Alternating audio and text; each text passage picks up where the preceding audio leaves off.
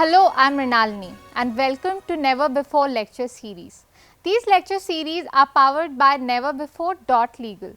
These lecture series will be delivered by Senior Advocate S.M. Chandrasekhar. Senior Advocate S.M. Chandrasekhar has practiced over a period of 38 years, and during this time he has represented clients both before the Honorable Supreme Court of India and various other high courts.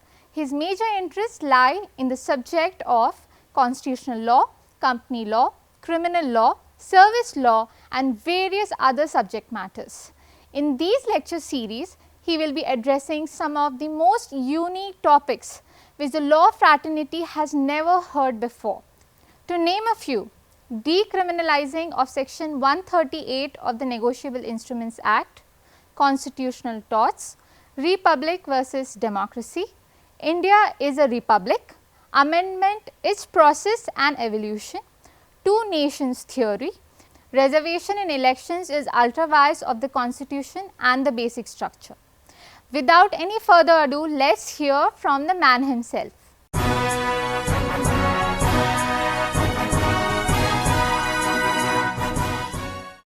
Today we will deliberate whether it is permissible in law to form a third nation under the India Independence Act 1947 and the Constitution of India.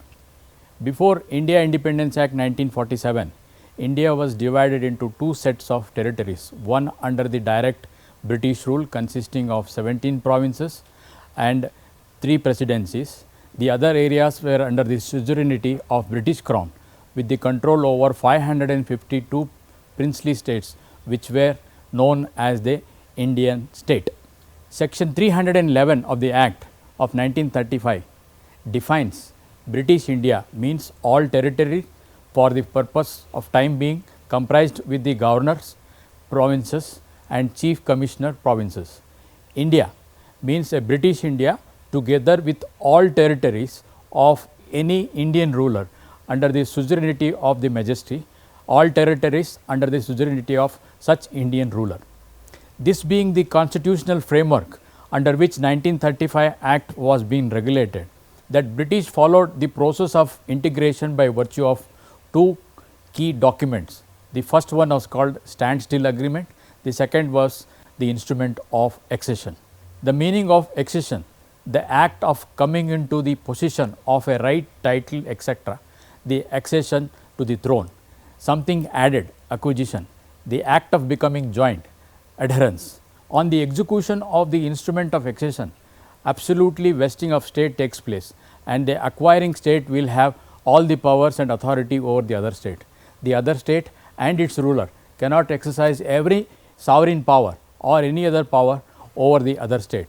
On such vesting, the other state becomes the integral part of acquiring state. The accession is always full, complete and absolute. It cannot be contended, and there is nothing like partial or conditional accession which could be recognized in law.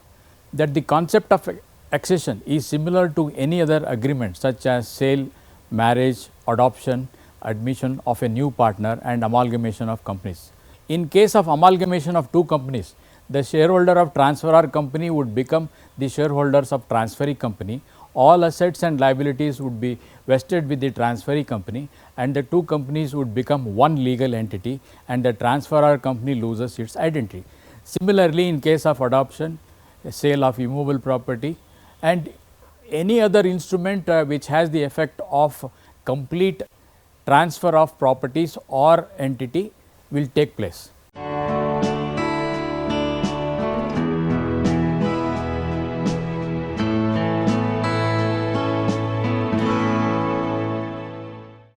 The British ruler in India was regulated by the Act of 1935 in so far it relates to the provinces and presidencies directly under the suzerainty of British Crown, and the other princely states with a hereditary rule were required to enter into an agreement called an instrument of accession. The execution of the ruler by himself or his heirs and his successor as provided by section 6 of the Act of 1935. The British Crown, in consideration of accession, were giving the Indian state the assistance and the protection in the matter of defense, communication and foreign affairs. Hence, the concept of accession under the Act of 1935 was devised to a limited extent to ensure that the effective control over the internal affairs of the princely state, so as to have geographical control over the British India territories.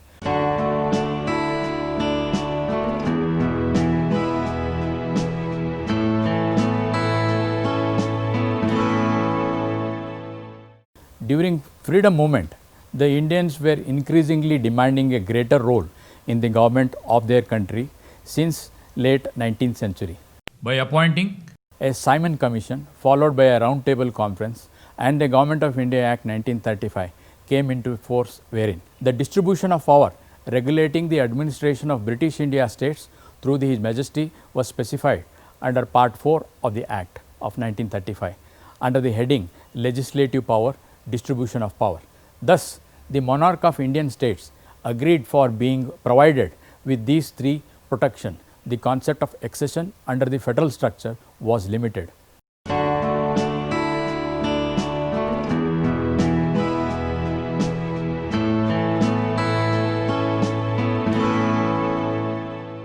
After the holding of provincial election in 1937, provincial autonomy commenced. From that point until the declaration of war in 1939, British tirelessly tried to get enough of the princes to accede for establishment of All India Federation, which would allow Indians to take a larger share of governance at the highest level. The British anxiously tried to gain support of Indians during the war. For this purpose, they included a clause that no province would be compelled to join the post-war India, and offered India full dominion status at the end of the war, go for a total independence, insisting only that the Indian Defence Ministry be reserved for British. The provincial assembly elections were held early in 1946. The constituent assembly members were elected indirectly by the members of newly elected province assemblies and initially included representatives of those provinces. The Cabinet Mission Plan propounded for formation of a constitution assembly. The Cabinet Mission Plan laid out the power of Constitution Assembly to frame a constitution for Republic of India.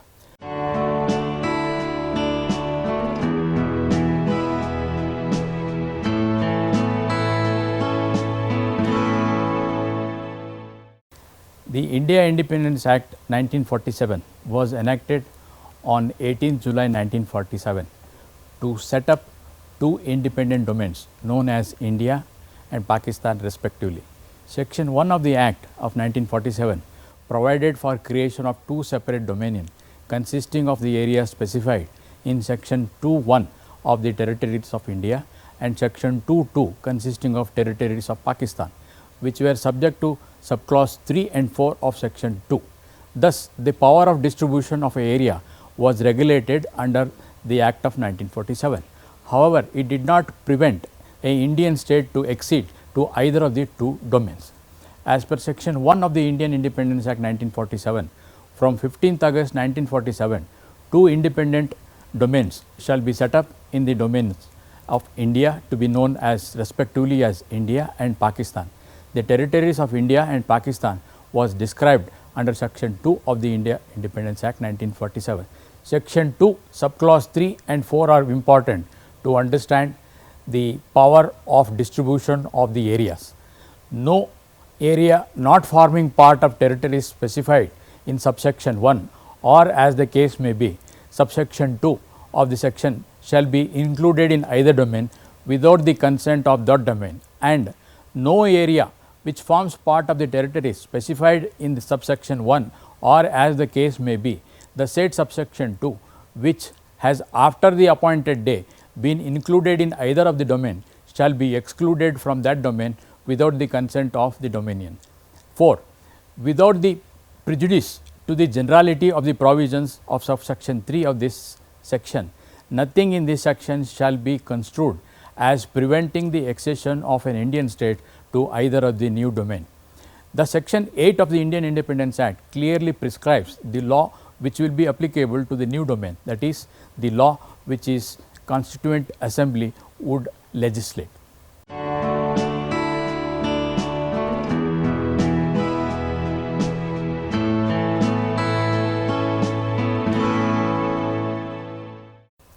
The Maharaja Gulab Singh, a Dogra ruler, in the year 1846 brought the region of Jammu and Kashmir from the East India Company after signing the Treaty of Amritsar. The state of Jammu and Kashmir was an Indian state headed by the ruler of Dogra dynasty. The state of Jammu and Kashmir consisted of the regions of Jammu, Kashmir Valley, Ladakh, Gilgit, Balochistan and other western districts area.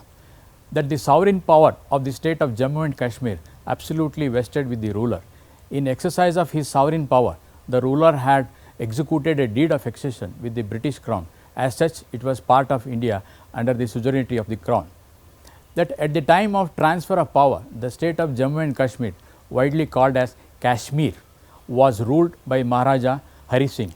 His Majesty Hari Singh was equally hesitant about acceding to either India or Pakistan.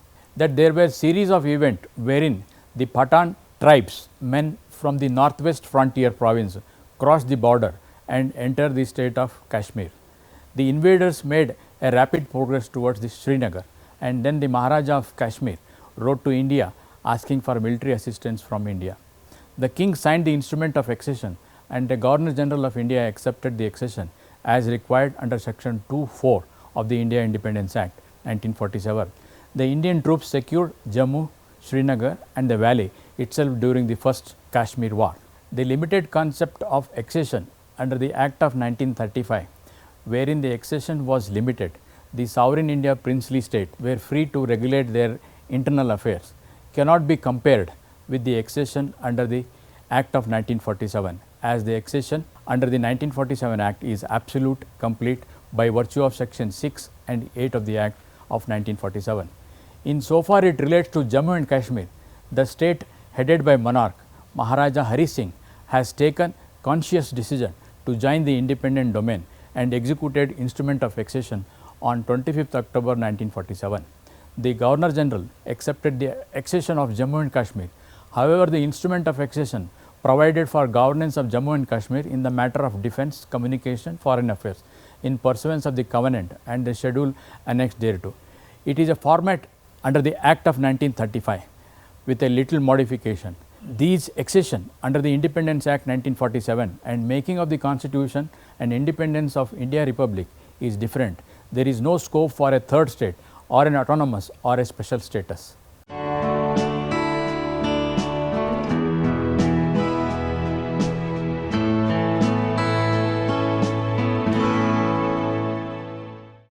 The Article 370 of the Constitution of India provided a state of Jammu and Kashmir special constitutional status.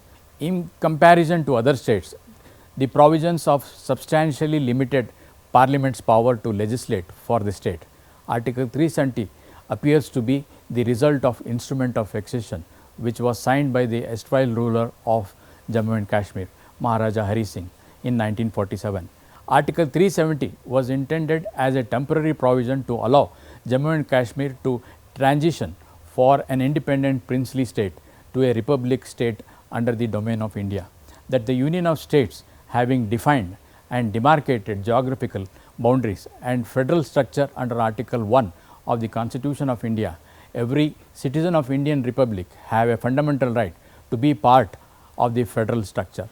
The Parliament or its representative cannot alter or change in any form its political, geographical or basic structure by a Parliament or by Excellency the President of India. That in the preamble of the Constitution of India, the object sought to be attained in fraternity amongst all citizens to bring about unity amongst every citizen having diverse culture, language, creed, ethical, race, etc. On account of Article 370, the fraternity and unity of nation is prejudicially affected. An attempt is sought to be made to create a different class by giving an independent or a special status, calling the head of the state as a Prime Minister and making the Constitution of State of Jammu and Kashmir within the Constitution. Therefore, the entire act of making Article 370 and other statutes under Article 370 are ultra vires of the Constitution. Having reference to the special status of state of Jammu and Kashmir, they have made a mockery of working of an Indian Constitution. The present scenario of restoring the application of working of the Constitution on par with other states of the Republic of Nation is correct step in a right direction. all judgments rendered upholding the making of different laws under the protected umbrella of Article 370 and the deed of accession needs to be reconsidered in the light of the above said constitutional and legal position. The Parliament had no power to make Article 370 and destroy the political structure, unity, integrity of the nation and the fabric of federal structure. That Article 370 as existed then was void ultra vires of the Constitution, as the Parliament or the President have no power to amend the Constitution to take away the right of a citizen. There is no power under Article 1, Article 2 read with Schedule 1 to reduce, alter, provide an independent or a special status so as to deprive the right of every citizen of a republican nation. The Constitution provides under Article 2 to include any nation or a state, but the Constitution has not conferred any power of a parliament to part away with any area from any state or the Indian Union. That when an Indian Independence Act was passed and the Constitution was adopted, a clear vision only of two nation concept with one set of law, meaning thereby when the laws are made by the people for the people and their representatives are elected in a democratic manner to govern the state and the union on the basis of the law made by the people of India, including Jammu and Kashmir. As a resolution under 370, the Parliament have abrogated the fundamental right, human right, basic and generic right of a citizens of the rest of the country and have deprived their right. The laws are allowed to be made in such a way that the group of people are governed by a different set of statutes and creating a barrier, restriction in the movement of a citizen of rest of the country and their right guaranteed under the Constitution to move freely, reside, settle as guaranteed under Article 19 of the Constitution of India has been violated by the concept of majoritarian form of governance, thereby destroyed and destructed republicanism and the rule of law applicable to every guaranteed under Article 14 of the Constitution of India is being violated. The constitutional separate scheme for Jammu and Kashmir were made under a erroneous presumption. The Parliament and their representatives under an obligation under the deed of accession and are bound by the conditions by the Maharaja Hari Singh and bring about an amendment to the Constitution and the laws and permit the state to make laws whereby the fundamental right of a citizen of the rest of the country to violate. The Indian Constitution or the Act of 1947 read with the declaration to Article 1 of the International Convention on Economic, Social and Cultural Rights 1966 does not provide for the right of self-determination to any group of person or territory in the sovereign independent republic state. The exercise of plebiscite or a referendum to know the wish of its people to form an independent states are a fraud on the Constitution and its people.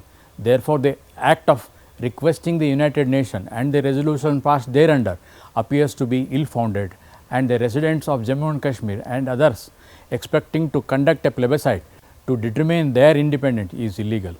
Republic of India would be within its constitutional right to eliminate the rebel activities to maintain the unity and integrity of the Republic of India.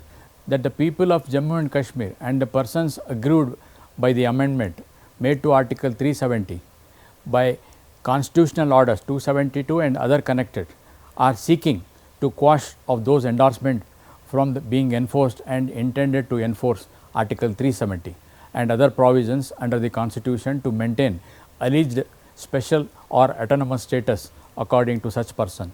Whether the constitutional amendment under Article 370 and the protection of laws made under Article 35A are constitutionally valid or ultra vires of the Constitution for the following reason: that for the purpose of interpretation of Article 370 and Article 35A, the Government of India Act 1935 and the Independence Act 1947 or any other order made thereunder should be taken into consideration by invoking Article 147 of the Constitution of India. If the geographical territory of India as prescribed in Article 1 read with schedule includes Jammu and Kashmir, whether the Parliament was empowered to or have an authority to create a special status or thereby abrogate the right of the citizen residing in other parts of the state other than the Jammu and Kashmir guaranteed under Part 4 of the Constitution. Whether the Parliament of a republican nation have the power or authority to create a special status for the state by exercising the majoritarian power without reference to the citizen by way of a referendum to the people of the rest of the country, can amend the constitution and abrogate vested and existing right to the whole of the territory of India. According to me, the Parliament cannot exercise the power of diluting, abrogating, restricting the fundamental rights of a citizen for the following reason. It was permissible in law for a monarch of a exceeded princely state to reserve the sovereign power in a republic nation. India Independence Act 1947 not empowered the ruler to retain the sovereign power and make a law in derogation of Part 3 of the Constitution, providing independence, autonomous, special or temporary status to the state of Jammu and Kashmir is contrary to Section 1 and Section 2 of the India Independence Act 1947. The Indian Constitution was made and adopted on 26 November 1949. The exceeded state of Jammu and Kashmir have no right to question the applicability and enforcement of Constitution of India in view of Section 6 subclause 2 and Section 8 subclause 3 of the India Independence Act. The accession of state of Jammu and Kashmir into the Indian domain was absolute on signing of the instrument of accession, and acceptance by the Governor General was sufficient compliance of Section 2 subclause 4 of the India Independence Act 1947. The erstwhile princely state ruler had ratified the act of accession by demanding and accepting privy purse in pursuance of the agreement to integrate and merge their state in the Indian Union.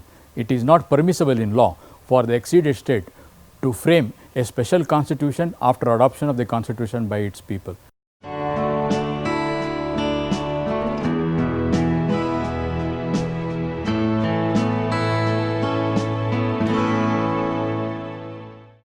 Having regard to the main objects and purpose of formation of the United Nations organization is to practice tolerance, live together in a peace with one another as good neighbors, and to maintain international peace, security, etc.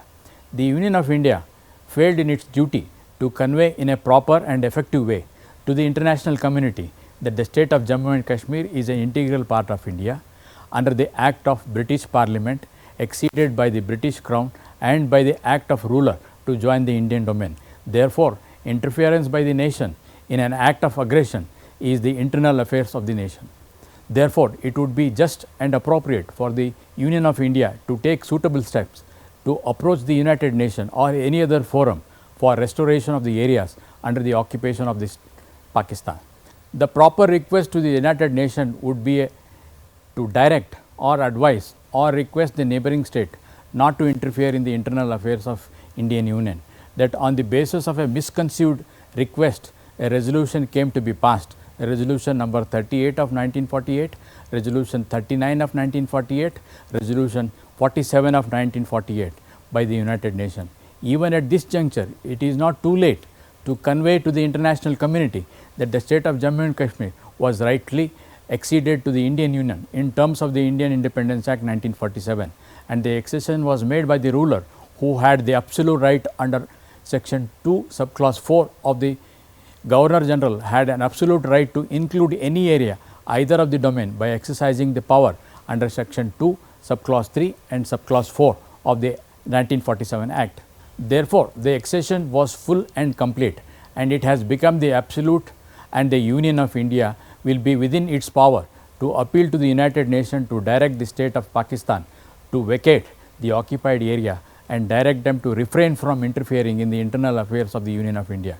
The conditions stated in the United Nations resolution appears to be under an erroneous understanding of facts, and the people have a right to decide to join any Indian domain or otherwise by resorting to plebiscite is the manner prescribed in the resolution 47 of 1948. In my view, there cannot be any partial or conditional accession if the legal fiction of accession is narrated above is taken into consideration. The concept of conditional or a partial accession is not recognized in the IF law. There are no special circumstances to confer a different status and provide them with a different law to defeat, abrogate, destroy the governance of the nation on republicanism.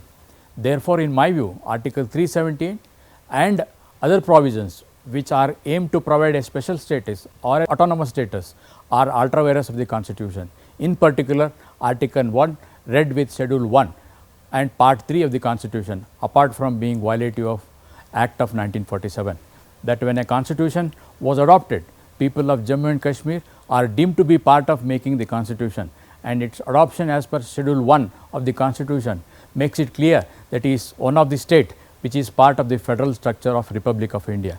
The geographical structure of Indian domain is prescribed in Schedule 1 of the Constitution.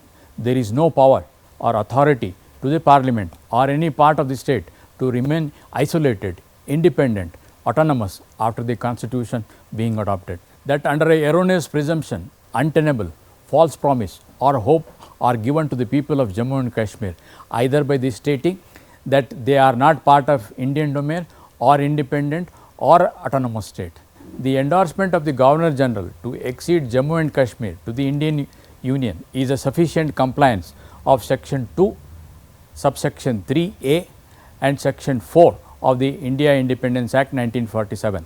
Thus, there cannot be any iota of doubt that the entire state of Jammu and Kashmir has become the integral part of Indian Union. Thanks for watching today's lecture. You will find the text script of the video lecture in the description box below. If you like the content, press a thumbs up, comment and subscribe to our channel, or log on to our official website www.neverbefore.legal and share your thoughts. We would love to hear from you. Please press the bell icon and watch out for our next lecture.